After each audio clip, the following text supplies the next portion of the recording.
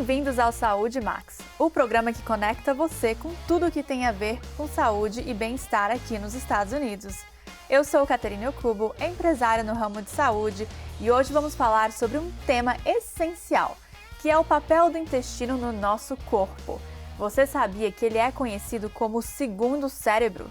Pois é, e para nos explicar melhor sobre tudo isso, temos a honra de receber a nutricionista especialista em saúde intestinal, Angélica Hedgens. Bem-vinda, Angélica! Obrigada, Caterine, pelo convite. Então, Angélica, vamos já começar. Explica pra gente como que o intestino é o segundo cérebro? Exatamente, Caterine. O nosso intestino, ele é um sistema nervoso entérico, ou seja, ele tem 500 milhões de neurotransmissores, os mesmos fiozinhos nervosos que a gente tem no cérebro, a gente tem no intestino. E ele tem uma comunicação direta com o nosso cérebro por meio do nervo vago, que passa pelo nossa coluna espinhal, levando informações para o cérebro, e também tem essa comunicação cérebro e intestino. Nossa, então ele afeta tudo. Ele afeta o nosso humor, nosso emocional, exatamente. Ele produz 90% da serotonina, que é o neurotransmissor do humor, da felicidade, 50% de dopamina, que é aquele prazer, recompensa, GABA, vários outros neurotransmissores que influenciam no nosso humor. Nossa, eu estou chocada em saber disso. Então, realmente, o que a gente come vai estar influenciando diretamente na nossa felicidade? Exatamente. Uau! Então, por que os brasileiros, quando chegam aqui nos Estados Unidos, principalmente, por que eles têm tanto problemas intestinais? Bom, Catarine, primeira coisa que no Brasil a gente está adaptado a comer aqueles alimentos que a gente conhece da pirâmide alimentar, certo? Então, por exemplo, lá a gente come mais frutas, alimentos da estação, mais in natura, e aí a gente sai dessa região que a gente está adaptado a consumir esses alimentos, que a gente, ao longo do tempo, foi construindo uma microbiota, ou seja, bactérias ali do intestino que estavam adaptadas com esses alimentos, e quando chega aqui nos Estados Unidos, a gente se depara com uma alimentação ultraprocessada, pobre em fibras. Então, o nosso intestino, ele não reconhece esses ingredientes, que são muitas vezes adulterados, e aí a gente começa a ter uma alteração do intestino. E falando em ingredientes, você como nutricionista, nos diga quais são os piores ingredientes aqui na América. Olha, eu posso te dizer que a grande maioria está em 90% dos produtos alimentícios aí na prateleira. Entre eles a gente tem o corn syrup, que é o açúcar do milho, né, o xarope de milho, o high fructose, que também é rico em açúcar e está em refrigerantes, balas, alimentos, né, produtos alimentícios para crianças. Isso é terrível para a nossa saúde intestinal, como também os adoçantes. Então, muitos produtos se dizem sem açúcar, mas estão ricos em adoçantes, bebidas energéticas como sucralose, aspartame, que causam câncer e alteram a microbiota, ou seja, a flora intestinal, trazendo danos para a nossa saúde do intestino, como também metabólico. Nossa, mas me diga o seguinte, por que, por exemplo, os americanos que comem, às vezes, muito errado, alguns chegam até o ponto de ter alergia a frutas, por que eles não têm tantos problemas intestinais igual nós brasileiros? Então, é a mesma coisa referente à nossa alimentação do Brasil. O nosso corpo ele tem uma facilidade em se adaptar à alimentação. Então, eles já nascem consumindo esse tipo de alimento que é pobre em nutrientes, pobre em fibras. Então, as bactérias do intestino deles estão muito adaptadas a esse tipo de alimentos. Agora, quando o brasileiro chega aqui e ele não reconhece esses ingredientes, ele começa a sofrer os gases, constipação, diarreia, síndrome do intestino irritável, entre outras doenças intestinais. Então, essa é a diferença do americano para o brasileiro, é a diferença de microbiota. E como que as pessoas podem identificar se eles estão com algum tipo de problema no intestino? Bom, primeiramente, aquilo que a gente consegue perceber no dia a dia, né? A forma como você vai ao banheiro. Se você vai todos os dias, se você é constipada, se você é mais diarreica, ou volta e meia tem diarreia ou constipação, é bem característico da pessoa que tem síndrome do intestino irritável, má digestão dos alimentos, muitos gases, alergia alimentar, às vezes até mesmo alergia da pele, né, porque o intestino ele reflete nessa questão, se a pessoa tem muito cansaço, fadiga, insônia, tudo isso pode se refletir até doenças autoimunes à saúde do intestino. Então, realmente, o intestino, ele interfere na nossa nível de energia? Exatamente. Nossa. E, assim, muitas pessoas também se perguntam sobre os probióticos. Eles devem tomar? Olha, o probiótico, ele realmente é bom. São bactérias boas que você encontra dentro de cápsulas. Agora, pode ser um tiro no pé. Por quê? Se você estiver com uma disbiose, que é o desequilíbrio dessa flora intestinal, consumir o probiótico, você pode aumentar aquela população de bactérias. Nós temos mais de milhões de bactérias no nosso intestino. É como se você tivesse uma cidade e você superpopulasse uma região, né? Um condomínio, mesmo que seja um condomínio bom ou um bairro muito bom, cheio de casas luxuosas, colocar muitas pessoas lá dentro não vai funcionar. Então, enquanto você estiver com desequilíbrio do intestino, colocar um probiótico sem tratar esse intestino não é a melhor maneira. Qual é a melhor maneira de você tratar o seu intestino? Mudar a sua alimentação, retirar essas bactérias ruins que estão gerando esse desequilíbrio por meio da alimentação saudável, consumir os pré-bióticos, que são as fibras alimentares, frutas, legumes, as próprias fibras em si, e trazer alimentos ricos em probióticos de forma natural, kefir, kombucha, chucrute, que são alimentos ricos em bactérias que não vão trazer essa superpopulação para o seu intestino. Então, Angélica, o que as pessoas devem fazer para ter um intestino saudável?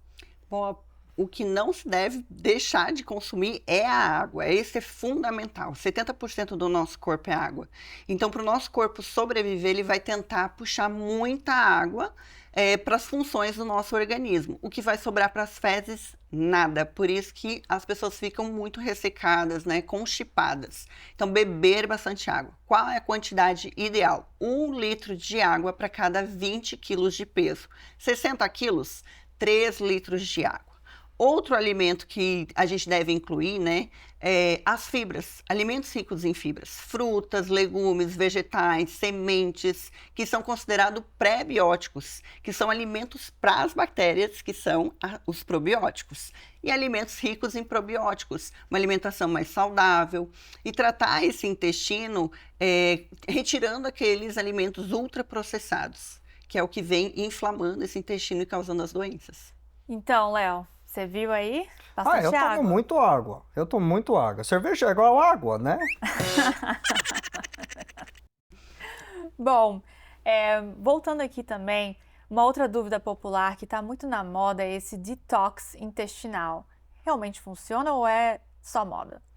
Bom, a palavra detox tá bem alta, né? As pessoas gostam desse nome, mas o que seria um detox? Retirar as toxinas, e faz todo sentido. Porque quando a gente está com o intestino em desequilíbrio e até mesmo um aumento de bactérias ruins, essas bactérias vão liberando toxinas. E essas toxinas vão inflamando tanto o nosso intestino como também todo o nosso metabolismo.